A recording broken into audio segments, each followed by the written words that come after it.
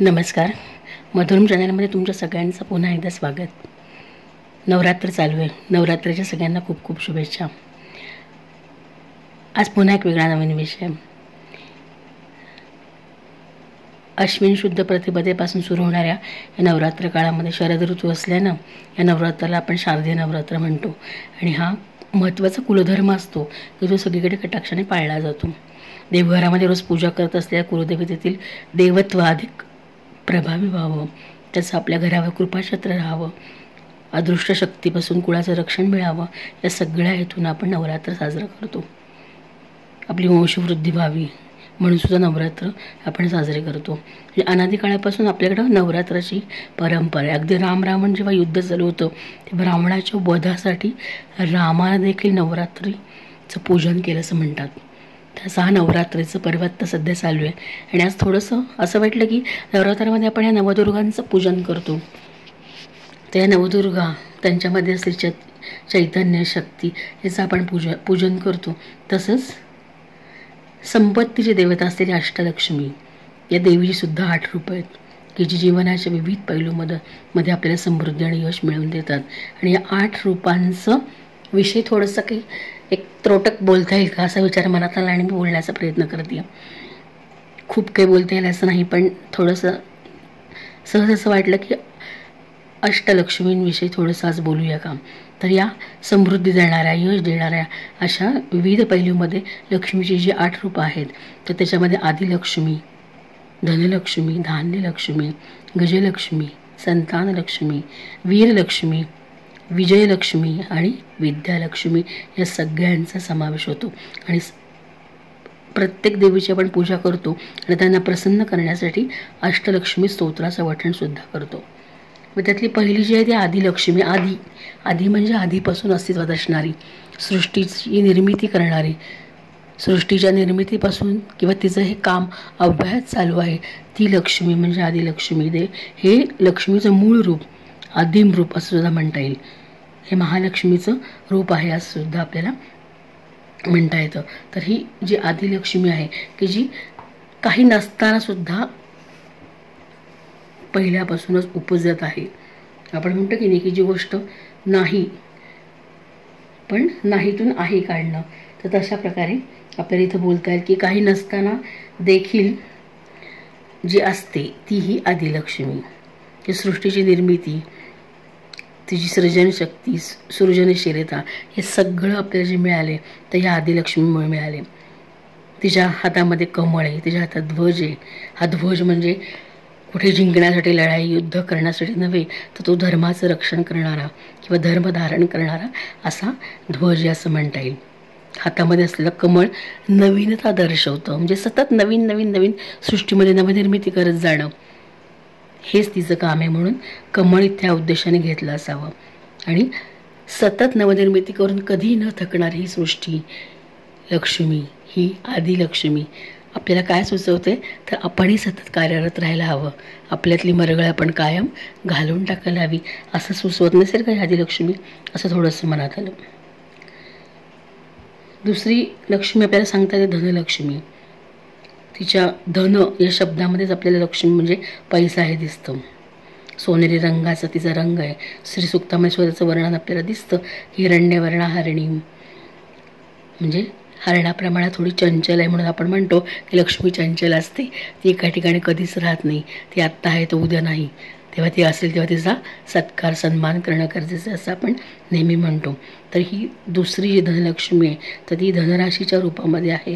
सोनेरी रंगाचा तिचा रंग आहे आणि ती चंचल आहे, म्हणजे ती चांगल्या मार्गाने येते आणि वाईट मार्ग जिथे असतील तिथे निघून जाते असं सुद्धा आपल्याला म्हणता येईल.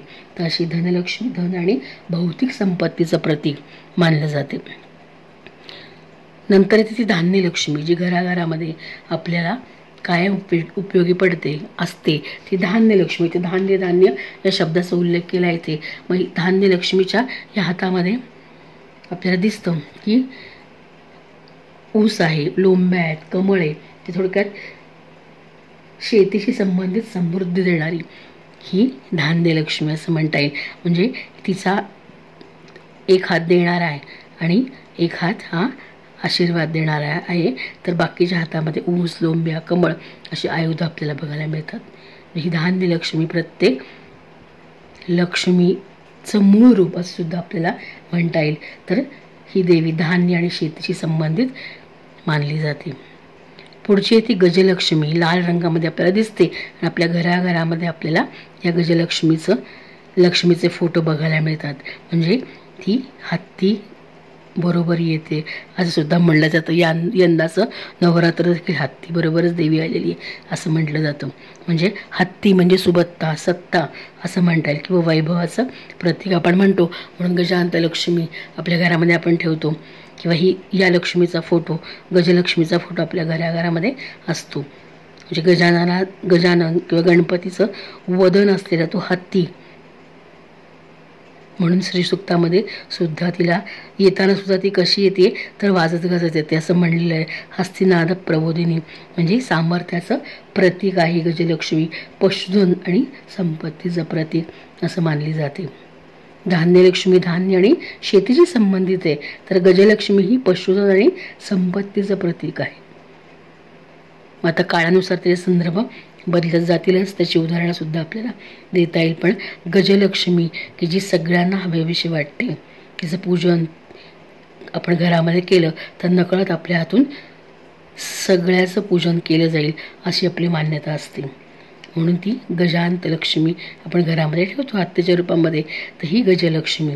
संतानलक्ष्मी जिच्या हातामध्ये कलश आहे, तलवार आहे आणि छोटंसं बाळपण आहे बरं का, आणि दुसऱ्या हाताने ती मुलाला सांभाळते. आणि कलश जो आहे तर तो मंगलतेचं प्रतीक. आपण घरामध्ये सुद्धा आपल्या कलशाची प्रतिष्ठापना करतो. कशासाठी तर सगळं मंगलमय व्हावं हाच आपला उद्देश असतो. तर ही संतान लक्ष्मी म्हणजे संतती आणि मुलांच्या समृद्धीची देवता आहे असं म्हणलं तरी वावगं ठरणार नाही. तर अशी संपत्ती लक्ष्मी आपण सांगतोय. म्हणजे सतत आपल्या मुलांवर त्याचं लक्ष आहे आणि मुलं हीच आपली खरी संपत्ती याचं सांगण्याचा नकळत त्याच्यामध्ये प्रयत्न केला असावा. कारण आपण म्हणतो की सगळ्या गोष्टी भौतिक जगामध्ये सगळ्या गोष्टी तात्पुरत्या आहेत, पण आपले संतान जे आहे जे त्याचे जे संस्कार आहेत, त्याची जी कृत्य आहे, त्याचे वागणं आहे, त्याच्यासाठी आपण केलेली मेहनत आहे ही चिरकाल टिकणारी आहे. आणि म्हणून संतान लक्ष्मी ही सुद्धा लक्ष्मीचंच एक प्रतीक आहे. पुढची येते शौर्यलक्ष्मी, शूरलक्ष्मी किंवा वीरलक्ष्मी. कारण या सगळ्या संपत्त्या जर मिळाल्या आपल्याला, धन धान्य संतती मिळाली तरी ते टिकण्यासाठी, तिचं रक्षण करण्यासाठी अशी एखादी लक्ष्मी हवीच. ती ही वीरलक्ष्मी. शंख, चक्र, गदा, धनुष्य या सगळ्या आयुध धारण केलेली आणि आपल्या सगळ्या संपत्तीचं रक्षण करणारी लक्ष्मी असं आपल्याला म्हणता येईल. म्हणजे जे आपल्याकडे आहे ते टिकवून ठेवण्यासाठी आणि जे आपल्याकडे नाही आहे ते मिळवण्यासाठी या शौर्यलक्ष्मीचा, वीरलक्ष्मीचा किंवा शूरलक्ष्मीचा आपल्याला उपयोग म्हणता येईल. म्हणजेच गीतेमध्ये सुद्धा म्हणलेलं आहे श्रीकृष्णाने योगक्षेमं वहाम्यहम्. म्हणजे जे मिळाले तुम्हाला तर ते टिकवणं आणि जे मिळवायचे, कमवायचे ते, अशा दोघांचा योग मी जोडून देतो असं श्रीकृष्ण म्हणतात. म्हणून योगक्षेमाचा शब्द इथं वापरला असेल का असं नकळत वाटलं. तर ही वीरलक्ष्मी, शूरलक्ष्मी, शौर्यलक्ष्मी जी काय देते, वीरता प्रदान करते असं आपल्याला म्हणता येईल. म्हणजे धैर्य, शौर्य आणि शक्तीचं प्रतिनिधित्व करणारी. आणि पुढची येते विजयलक्ष्मी. आणि या सगळ्या लक्ष्मी मिळण्यासाठी विजय मिळणं गरजेचं आहे. म्हणजे उत्तम लक्ष्मी असं सुद्धा मी त्याला म्हणेन की तुम्ही केलेल्या प्रयत्नांना यश येण्याचं काम ही विजयलक्ष्मी करते. आपण म्हणतोच की प्रयत्न केले तरच आपल्याला परमेश्वर दिसतो, चांगल्यांचे आशीर्वाद मिळाले मोठ्यांचे तरच आपल्याला विजय प्राप्त होतो. म्हणून आपण नेहमी यशस्वी व्हावं असे मोठ्यांचे आशीर्वाद आपल्याला मिळावे म्हणून आपण प्रयत्न करत असतो. आणि मोठेसुद्धा आपल्याला आशीर्वाद देताना कल्याणमस्तु म्हणतात किंवा हो मी तुला आशीर्वाद देतो असं म्हणतात. म्हणजेच ते नकळत आपल्याला आपल्या विजयाचीच अपेक्षा कामना करतात का असं वाटतं. आणि विजयलक्ष्मी ही विजय आणि यशाची देवता आहे असं म्हटलं जातं. पुढची 8वी लक्ष्मी ती विद्यालक्ष्मी. तर विद्यालक्ष्मीनी वस्त्र पांढरं परिधान केलेले, तिच्या हातामध्ये काही नाही फक्त 2 कमळे आहेत. त्या 2 कमळामध्ये कमळ हे कशाचं प्रतीक आहे तर सृजनशीलतेचं, संवेदनशीलतेचं प्रतीक आहे. आणि अशी 2 कमळांचं जर आपण नियोजन निर्मळता म्हणजे मग चिखलामध्ये येऊन सुद्धा ते आपला चांगुलपणा टिकवून ठेवतो, आपल्याला माहिती आहे. तर म्हणजेच 1-2 कमळ, त्यापैकी एक कमळ हे सृजनशीलतेचं प्रतीक आहे, ज्ञानाचं प्रतीक आहे आणि ते ज्ञान जे आपण जे मिळवतो त्याचं प्रतीक असं सुद्धा म्हणता येईल. आणि दुसरं कमळ हे मिळवलेलं ज्ञान आपण कसं मनामध्ये अहंकार निर्माण न करता, ते कलुषित न करता इतरांपर्यंत पोचवतोय, ही कला आपण निर्माण केली पाहिजे, हे नकळत सांगत असावं असं वाटलं. म्हणजे ही विद्यालक्ष्मी निर्मलतेचं प्रतीक आहे. अशा अष्टलक्ष्मी ज्या आहेत तर त्या अष्टलक्ष्मींची 8 रूपं. आदिलक्ष्मी देवीचं जे मूळ रूप आहे, आदिरूप आहे. धनलक्ष्मीची धन आणि भौतिक संपत्तीचं प्रतीक आहे. धान्यलक्ष्मी धान्य आणि शेतीशी संबंधित समृद्धी देणारी आहे. गजलक्ष्मी ही सुद्धा संपत्तीचं प्रतीक आहे. मग लक्ष्मी शब्द सारखाच आपण वापरतो. मग लक्ष्मी म्हणजे काय, कशाला आपण लक्ष्मी म्हणतोय? लक्ष्मी म्हणजे एक प्रकारची काहीतरी आपली आता सगळ्या गोष्टींचा आपण विचार केला, संतान, गज, धान्य, हे सगळं वीरलक्ष्मी, ही सगळी गुण आहेत, आपले सद्गुण आहेत किंवा काहीतरी गुणधर्म आहेत किंवा काहीतरी लक्षणे असं आपण म्हणूया. म्हणून लक्ष्मी शब्दाचा अर्थ लक्षण म्हणून सुद्धा घेता येईल किंवा एखादा गुण म्हणून किंवा एखादी खूण म्हणून सुद्धा आपल्याला इथं अभिप्रेत असावा का असं वाटलं नकळत. मग ही अष्टलक्ष्मींची पूजा केल्यानं व्यक्तीला जीवनातील सर्व क्षेत्रात सुख, समृद्धी आणि यश प्राप्त होत असं म्हणलं जातं. आणि याच्या कृपेसाठी आपण अष्टलक्ष्मीच्या स्तोत्रांचं पठण करतो, देवीची उपासना करतो, आपलं शारीरिक आणि मानसिक आरोग्य छान राहावं, आपल्याला कल्याण मिळावं, हाच आपला उद्देश असतो. हे जे तर हे अशा 8 लक्ष्मींचं आपल्याला थोडंसं विवरण करता येईल. म्हणजे ही आदिलक्ष्मी जी आहे तर ती मूळ स्रोतापर्यंत, आत्म्यापर्यंत पोचण्यास आपल्याला मदत करते असं म्हणता येईल, की जी पूर्ण शांतता, आनंद आणि शक्तीची, शांतीची अवस्था देते आणि आध्यात्मिक संपत्तीच्या शोधात प्रगतीसाठीही उपयोगी पडते. कमळ ध्वज धारण करणारी आणि एक तिची आहे ती अभय मुद्रा आहे, की जी निर्भयता देते, आणि दुसरी वरद मुद्रा आहे जी आशीर्वाद देते. हे सुद्धा या चित्रावरून आपल्याला, जर तुम्ही बघितलं आदिलक्ष्मीचं चित्र, त्याच्यामध्ये ह्याचं वर्णन करता येईल. संपत्ती लक्ष्मी जी भौतिक संपत्तीची देवता असं म्हणता येईल. तर याच्यामध्ये लाल वस्त्र त्यांनी परिधान केलेले, तिच्या हातात सुदर्शन चक्र आहे, शंख आहे, कलश आहे आणि आंब्याच्या पानावरती नारळ असलेला पाण्याचा घडा आपण ठेवतोच, अमृत कलश म्हणून. जीवनाचं अमृत असलेले हा घडा आहे असं आपण म्हणतो. आणि एका हातातनं तिच्या सोन्याचे नाणी पडतात असं स्वदृश्य आपल्याला दिसतं. धान्यलक्ष्मी जर बघितली तर तिचं रूप शेतीच्या संपत्तीचं प्रतिनिधित्व करतं. म्हणजेच उदरनिर्वाहासाठी लागणाऱ्या सगळ्या गोष्टी आपल्याला ती प्रदान करते. हिरव्या वस्त्राने सजलेली हिरवीगार सृष्टीचा रंग हिरवागार, धान्याचा रंग हिरवागार, 2 कमळ, 1 गदा किंवा हातात भाताचं पीक, जसं लोंब्या म्हणलं मी, ऊस म्हणलं, केळी धारण केलेली स्वरूपात ही जी आपल्याला तिची अभय मुद्रा दिसते आणि वरद मुद्रा दिसते. आणि संतान लक्ष्मी म्हणजे मुलांची लक्ष्मी, की जी संतती प्रदान करणारे देवीची रूप आहेत. 6 हात तिला दाखवलेले आहेत आणि तिच्या हातात 2 कलश आहेत. जसं बोलले की मांडीवर एक मूल आहे, अभय मुद्रेतला एक हात आहे आणि दुसऱ्या हातात कमळ धरले, तिने बाळाच्या रूपात आहे आपल्याला सांगता येईल. विजयलक्ष्मी किंवा विजयी लक्ष्मी, जयलक्ष्मी असं सुद्धा म्हणता येईल. म्हणजे हे दुर्गेपासून प्राप्त झालेले एक रूप आहे ही विजयलक्ष्मी. महिषासुर मर्दिनीचा वध करते, आपल्याला माहिती आहे, आपण सीमोल्लंघन करतो दसऱ्याला. तर हे दुर्गेच्या रूपापासून प्राप्त झालेली एक रूप आहे हे विजयलक्ष्मीचं, देवीचं रूप, की जे विजय प्रदान करतं. केवळ युद्धामध्येच नाही तर आपल्या आयुष्यात येणाऱ्या प्रत्येक अडथळ्यांवरती ती आपल्याला यश मिळवून देते असंच आपल्याला म्हणता येईल. निळ्या रंगाने सजलेली चक्र, शंख, तलवार, ढाल, कमळ असं सगळं तिच्या हातामध्ये आहे.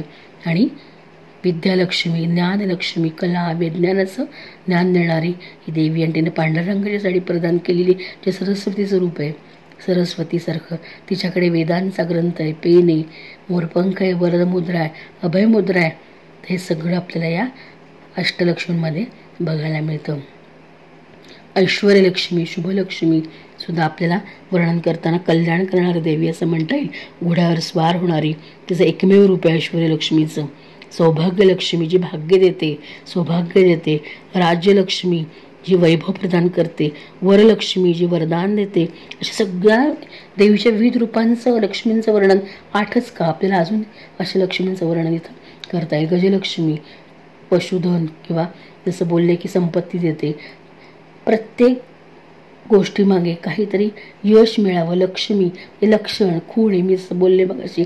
तर त्याप्रमाणे प्रत्येक या रूपाचं काहीतरी वैशिष्ट्य आहे आणि तिच्याकडनं आपल्याला कृपाप्रसाद मिळावा, तिची अखंड कृपा आपल्या कुटुंबावर आपल्यावर राहावी म्हणून आपण हे नवरात्र साजरं करत असतो. आणि सगळ्या लक्ष्मींचं रक्षण करण्यासाठी आपल्याकडे धैर्य हवं म्हणून वीरलक्ष्मीचं पूजन, शूरलक्ष्मीचं पूजन ही सुद्धा दुर्गेने प्रेरित केलेलं एक लक्ष्मीचं रूप आहे असं म्हणता येईल. कारण देवीचं रूप आहे की जी युद्धामध्ये शौर्य आणि जीवनातील अडचणीवर मात करण्यासाठी आपल्याला मदत करते. 8 हातांनी सिंहावर बसलेली आहे, लाल परिधान केलेले वस्त्र, चक्र, शंख, धनुष्य, बाण, त्रिशूल, तलवार, पुन्हा अभय आणि वरद मुद्रेतली ही आपल्याला लक्ष्मी बघायला मिळते. अशा 8 लक्ष्मी आणि त्यातून येणाऱ्या उपलक्ष्मींचं वर्णन जर आपण केलं तर लक्ष्मी म्हणजे केवळ संपत्ती नव्हे, तर लक्ष्मी एक प्रकारचं गुण आहे, एक प्रकारची खूण आहे, एक प्रकारचं लक्षण आहे असं सुद्धा आपल्याला म्हणता येईल. आणि त्या लक्षणानुसार त्या लक्ष्मीचं आपण वर्णन जर केलं तर या सगळ्यांना टिकवून ठेवण्यासाठी आपल्याला आवश्यक आहे ती वीरलक्ष्मी, जी दुर्गेचंच एक रूप आहे. जे नवरात्रात आपण दुर्गेचंच रूपाची पूजा करतो तर या वीरलक्ष्मीचं एक रूप आहे असं आपल्याला म्हणता येईल. आणि या सगळ्याचं रक्षण करण्यासाठी ही लक्ष्मी आपल्याला उपयोगी पडते. असं त्रोटक वर्णन थोडंसं आपल्याला या अष्टलक्ष्मींचं देता येईल, ते मी करण्याचा थोडासा प्रयत्न केला. अष्टलक्ष्मी स्तोत्रामध्ये या सगळ्याचं वर्णन आहेच.